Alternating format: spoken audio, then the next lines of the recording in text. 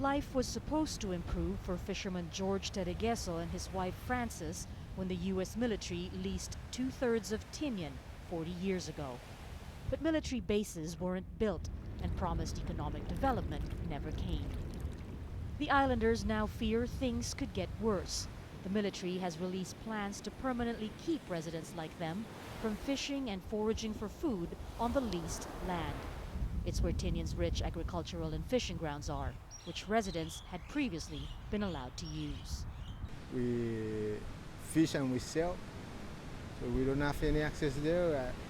We don't have any place to go. Tinian, which is only 100 square kilometers, sits between the U.S. and China in the Western Pacific. It's home to 3,000 people, mostly families who were allowed to return after World War II, when Tinian was placed under U.S. stewardship. So this is the area that they will be taking over all the way here. Aside from already conducting regular war games here, the U.S. military now wants to fence off the land and hold live fire drills, using everything from bombs to surface-to-air missiles. Our people are already, we're only limited to this 1/3.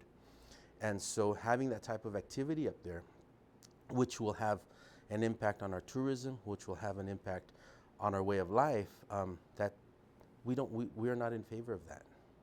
Concerned about the social and environmental impact, a group of residents is suing the U.S. military and Department of Defense. The U.S. government says it's studying their concerns and has yet to respond to the case.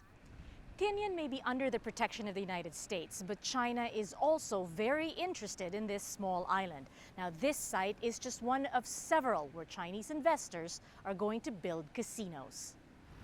A better prospect for many here who feel U.S. military presence has put their lives on hold by keeping development away.